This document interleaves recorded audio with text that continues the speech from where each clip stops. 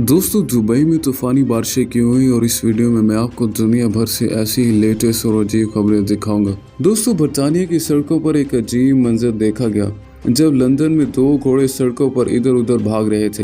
ये असल में मिलिट्री के हॉर्सेस थे, यानी कि बरतानिया की फौज के घोड़े थे जो कि एक्सरसाइज के दौरान भाग निकले थे। वैसे तो ये 5 घोड़े थे, लेकिन 2 घोड़े तो आपस से बाहर हो गए थे। सुबह के वक्त लंदन की सड़कों पर बहुत ज्यादा रश होता है और ये घोड़े लंदन की सड़कों पर यहाँ वहाँ भाग रहे थे।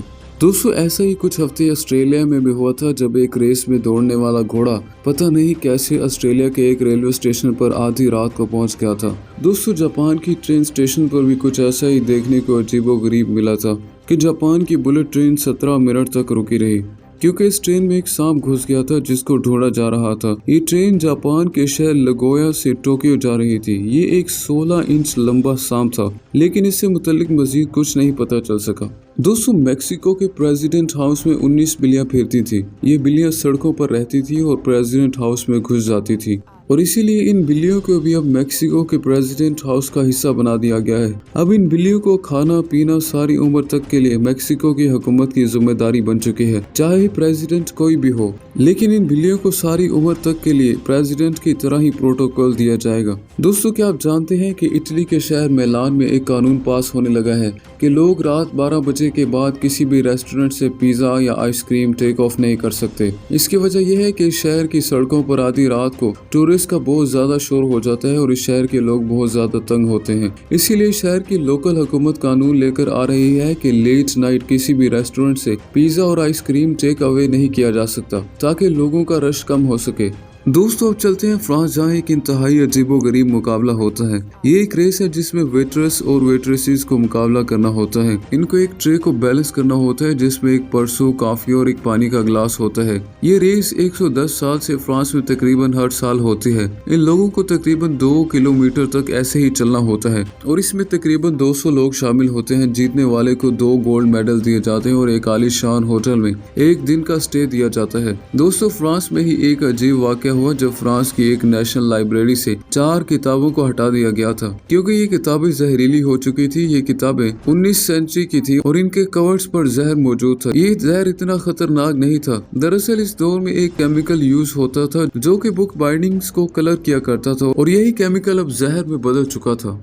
खैर दोस्तों, अब बात करते हैं नाइजीरियन चेस प्लेयर की जो कि 58 घंटे तक मुसलसल चेस खेलता रहा। कुछ दिन पहले चेस चैंपियन टोंडे ओनाकोया तकरीबन 2.5 दिन तक मुसलसल देर रात चेस खेलता रहा। ये आदमी दरअसल बच्चों की तालीम के लिए $10 लाख इकट्ठे कर रहा था और इससे 2.5 दिन तक चेस इसीलिए खेली थी कि लोग इसको पैसे डोनेट करके जाएं और ये एक वर्ल्ड रिकॉर्ड भी बन चुका है।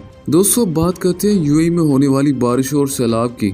15 अप्रैल को ये बारिशें शुरू हुई थी और फिर यूएई में वो मंजर देखने को मिला जो शॉकिंग थे। ये यूएई की तारीख की सबसे हैवी बारिश थी जिसकी वजह से यूएई के कई हिस्सों में जैसा कि दुबई में सैलाब आ गया।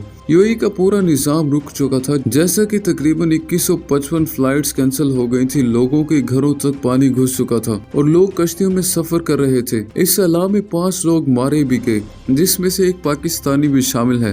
दोस्तों, इस दौरान कहा गया कि इतनी ज्यादा बारिशों की वजह क्लाउड स्वेडिंग से हो सकती है। असल में जहाँ पर बारिशें कम होती हैं वहाँ बादलों में केमिकल्स इंटरप्लांट किए जाते हैं जिससे मसनूई बारिशें हो जाती हैं और दुबई में भी यही कहा जा रहा था कि इसका खतरनाक रिएक्शन हो गया है, लेकिन यूएई ने इस बात से इनकार किया है और इसकी वजह क्लाइमेट चेंज को बताया है। बहरहाल, अब यूएई में पानी को निकालने का काम किया जा रहा है। दोस्तों, हमारे मुल्क में भी 12 अप्रैल से खैबर पख्तूनख्वा और बलोचिस्तान में खतरनाक बारिशें शुरू हुई थी जिसकी वजह से तकरीबन 100 लोग मारे गए थे। 3500 से ज्यादा घर डैमेज हो गए थे और हजारों लोग बेघर हो चुके थे। और आखिर में बात करते हैं एक और अजीबोगरीब वाक़े की कि कुछ दिन पहले अमेरिका के एक घर में बहुत ज्यादा अजीब हुआ जब आसमान से एक लोहे का टुकड़ा एक घर की छत को फाड़ते हुए जमीन के अंदर घुस गया। पता चला कि इंटरनेशनल स्पेस स्टेशन से गिरने वाला एक टुकड़ा है जो कि सीधा स्पेस से गिरता हुआ सीधा इस घर में जा गिरा। दोस्तों, अब आप सोचें कि अगर ये किसी इंसान के ऊपर गिर जाता तो उसका क्या हाल होता।